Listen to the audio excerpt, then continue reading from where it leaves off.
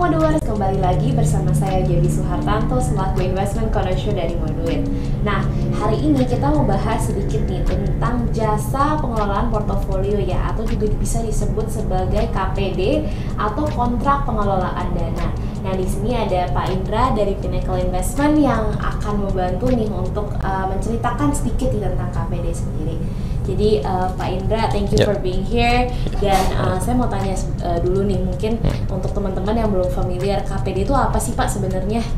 KPD itu sebenarnya bisa dibilang namanya kontrak pengelolaan dana, di mana MI dan investor itu melakukan agreement untuk melakukan pengelolaan portfolio investasi investor. Nah, ini juga melibatkan berbagai macam pihak, contohnya seperti bank Kasedian, karena duitnya akan disimpan di sana gitu. Nah, ini cukup berbeda dengan reksadana sendiri gitu, karena kalau reksadana ini kan sifatnya lebih untuk publik ya, dan strateginya itu MI yang mengatur gitu. Kalau KPD sendiri itu strateginya bisa di-cater untuk investor gitu. Tingkat risiko apa yang mau diambil. Jadi benar-benar produknya itu di-cater untuk investornya sendiri gitu. Jadi jenis investasinya pun bisa apakah mau di dalam negeri ataupun investasi ke luar negeri gitu. Gitu. Berarti ini memang sangat personalized produk ya Pak. Jadi kita memang balik lagi investor juga bisa cerita nih ke MI, oh saya punya kebutuhan seperti ini, saya punya jangka waktu seperti ini, tolong dong dari expertise kalian bikinin saya strategi apa sih kira-kira yang cocok, seperti itu ya Pak? Iya, kurang lebih seperti itu. Oke, I see. Nah, tadi Bapak juga sempat cerita kan ada namanya bank custodian nih. Berarti kalau misalnya saya punya perjanjian sama Bapak sama Pinnacle, saya punya uang nih, bisa tolong bantu dikelola. Nah, ini nanti saya transfernya ke rekening Pinnacle atau kemana nih Pak? Di transfernya pasti harus ke rekening Kasedian gitu. Karena ya sesuai dengan aturan OJK juga ya, dana nasabah itu kan harus disimpan di bank Kasedian gitu. Dan juga ntar pas memulai produk KPD itu akan ada perjanjian namanya 3 pihak, itu antara investor, MI dan juga bank Kasedian.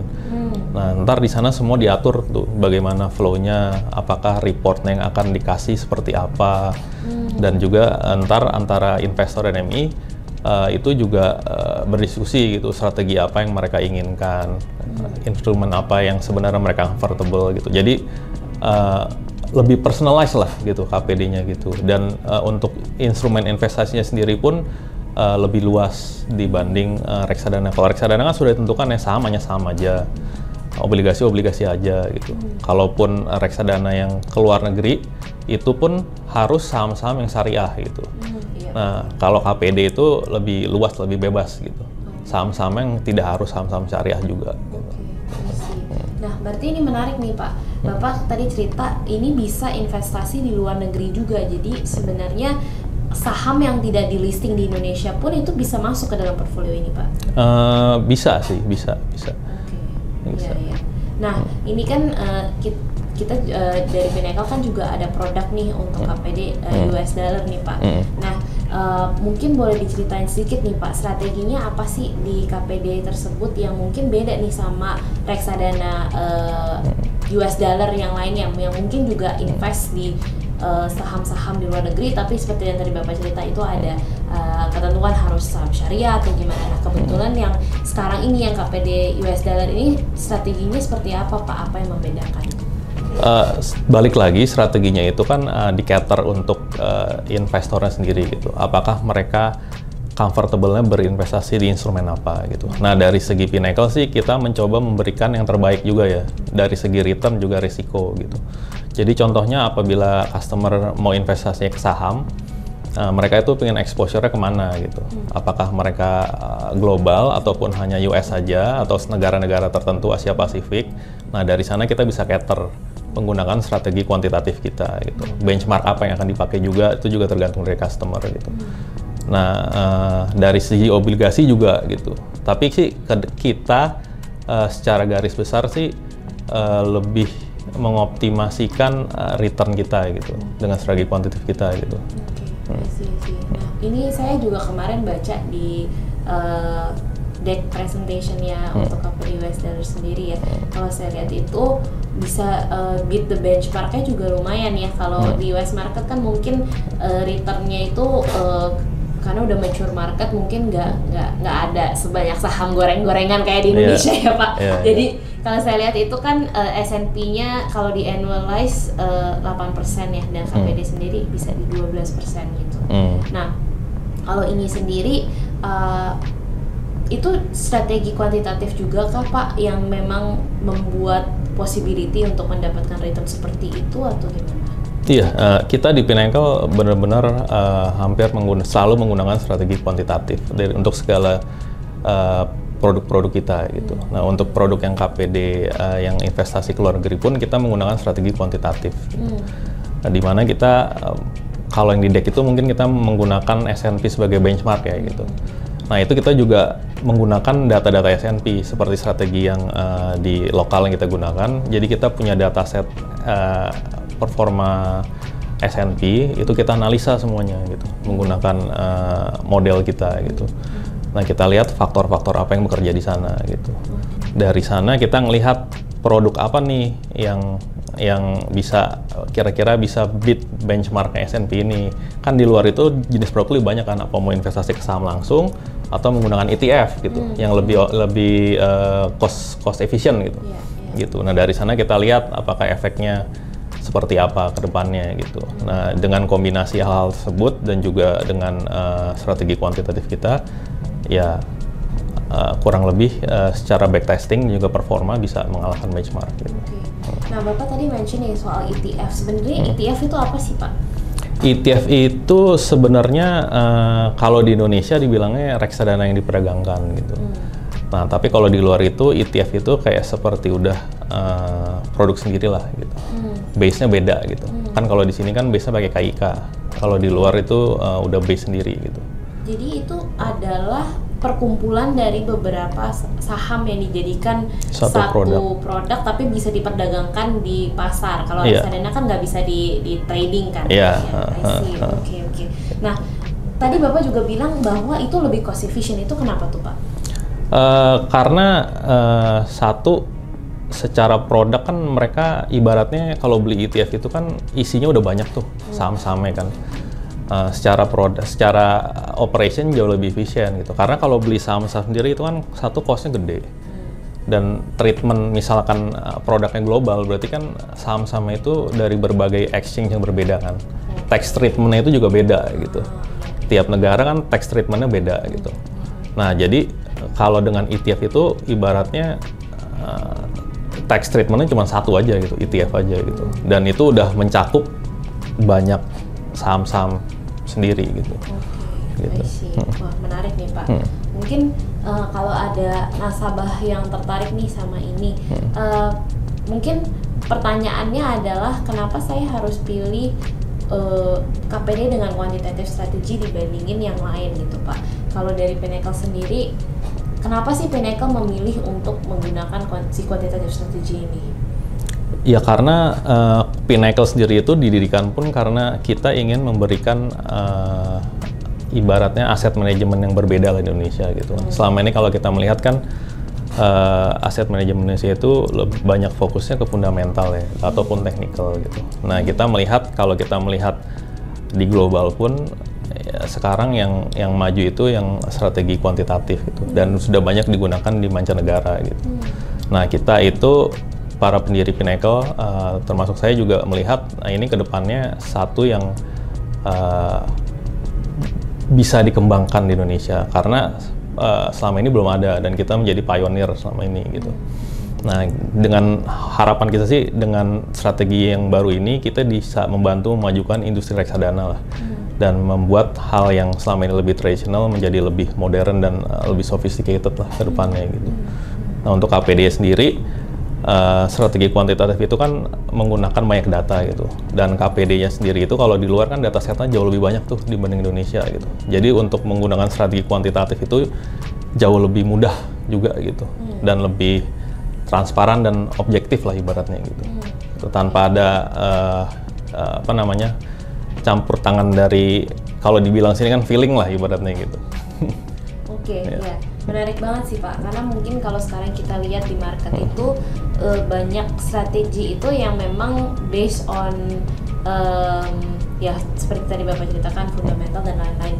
Kalau dengan strategi seperti ini kan sangat-sangat objektif gitu. Jadi mungkin untuk investor itu juga akan menjadi sesuatu yang bisa diconsider gitu ya. Iya. Ya, oke. Nah, kalau untuk KPD sendiri nih Pak, kira-kira mekanismenya tuh seperti tadi yang Bapak ceritakan di awal ada 3 pihak agreement di awal. Nah, setelah udah jalan nih, itu reportingnya seperti apa? Kalau reksadana kan biasa ada fund fact sheet nih setiap bulan dan lain-lain. Nah, klien itu ataupun orang yang enter into agreement KPD ini, mereka bisa memonitor progres dari portfolionya itu gimana Pak? Balik lagi ke perjanjian awalnya gitu di triparty agreement gitu antara MI, investor dan bank kesedihan gitu. Nah itu biasanya di-define di sana gitu. Secara default sih biasanya bank kesedihan itu ngirim setiap bulan gitu. Tapi kalau misalkan investor minta tiap minggu gitu ataupun tiap hari, harusnya bisa diakomodir oleh bank kesedihan gitu. Gitu. Nah kalau dari MI-nya sendiri, interaksi antara MI dan investor sendiri juga tergantung agreement-nya juga gitu. Apakah perlu meeting tiap minggu, apa tiap bulan gitu. Apakah reportnya pingin dibikin seperti ada fund fact sheet-nya atau gimana gitu. Oke. Berarti ini benar-benar customized as to the client needs gitu ya? Iya. Oke, I see. Nah, kalau report sendiri ini apakah dari bank custodian sama dari MI itu berbeda atau gimana Pak? Kalau bank custodian itu lebih detail ya dia. Kan ada isi dari portfolio sendiri, pengeluaran cash flow manajemennya juga ada gitu. Laporan NAV-nya seperti apa gitu. Gitu. Kalau dari MI sebenarnya laporannya itu base-nya tetap dari strategi kita, jangan dari bank custodian gitu. Cuman kan kalau KPD itu balik lagi tergantung permintaan dari investornya seperti apa gitu. Kalau reksadana kan memang sudah ada aturan dari OJK gitu.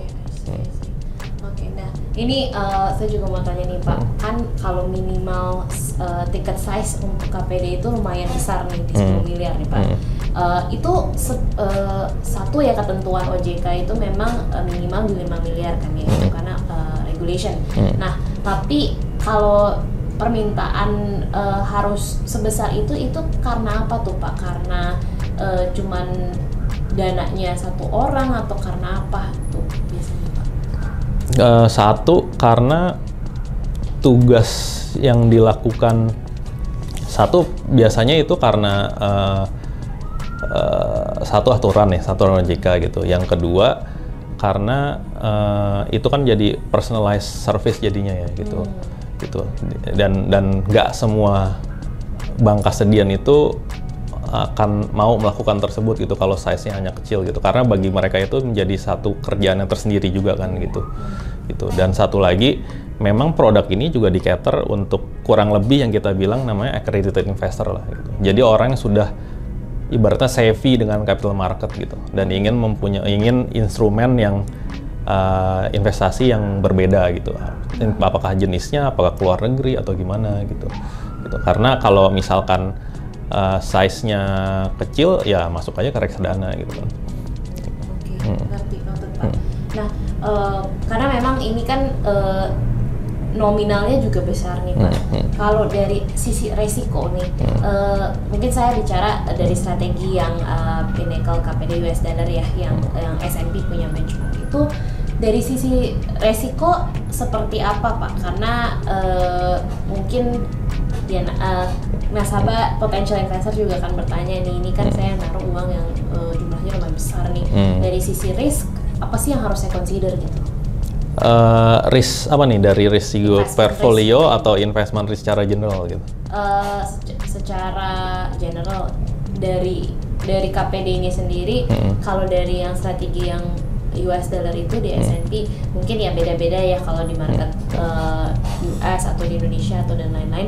Itu apakah resikonya sama aja nih seperti saya masuk ke reksadana, atau dengan strategi yang tadi Bapak sudah jelaskan, apakah resikonya akan berbeda nih daripada saya masuk ke reksadana saham Pinnacle misalnya gitu? Oh, untuk resiko sudah pasti berbeda ya gitu kan. Kan tergantung lagi produknya sendiri kan, saya bilang tadi di personalize gitu. Kita akan kasih strategi kita jelaskan ke investor mereka tuh apakah comfortable, apakah ingin lebih agresif lagi ataupun ingin lebih konservatif gitu. Itu kan balik lagi dari kebutuhan investornya sendiri gitu. Nah, kalau dari segi resiko sih harusnya resiko operation ya misalkan ya. Resiko operation sih harusnya kita bilang cukup aman ya, karena satu kan dananya itu disimpan di bank custodian. Jadi nggak mungkin dibawa kemana-mana lah, nggak bisa dibawa kabur gitu. Dan dari mungkin yang resikonya lagi kalau berinvestasi di KPD luar itu USD itu mungkin dari exchange rate risk kali ya, gitu. Karena ya tergantung investor itu base-nya apakah rupiah, apakah mereka punya dana USD langsung gitu. Kalau dana yang rupiah pasti kan ada exchange rate risk juga kan, seperti itu. I see. Berarti resiko memang akan tergantung ya dari mandat dari investor sendiri, apakah dia, of course kalau misalnya dia main atau masuknya ke equity versus dia masuk ke fixed income, resikonya juga akan beda dari instrumen, dari strategi atau time horizon juga bisa mengaruhi gitu. Oke, nah mungkin saya juga mau tanya satu lagi nih Pak, kalau dari KPD ini sendiri, kalau Bapak lihat ini cocok untuk investor tadi yang sophisticated investor ya, mungkin yang mencari produk yang beda, yang nggak banyak bisa didapatkan di luar gitu. Nah, apakah mungkin ini yang agak sulit nih dari expertise-nya manajer investasi dan gimana cara mengimbangkan itu dengan permintaan dari potential investor gitu. Misalnya investor punya conviction seperti ini, tapi MI convictionnya nggak seperti itu. Nah, itu di lapangan biasanya apa tuh yang terjadi Pak kalau ada perbedaan pendapat gitu?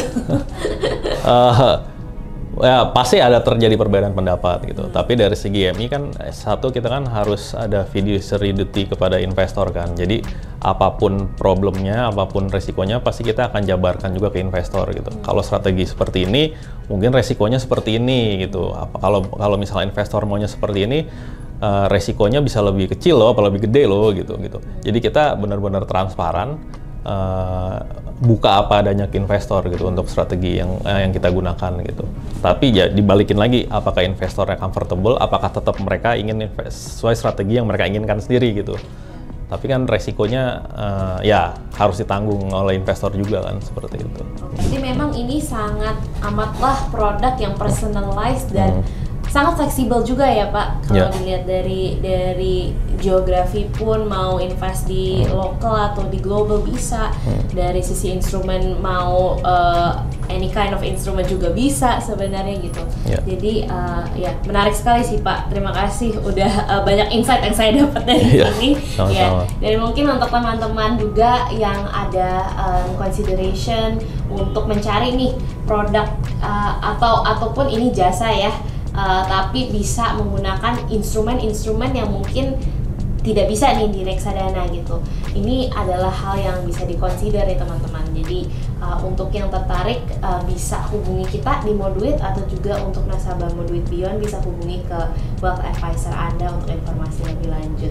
Jadi semoga konten ini bermanfaat buat teman-teman, dan sampai kita ketemu lagi di konten-konten selanjutnya ya. See you next time, Moduers!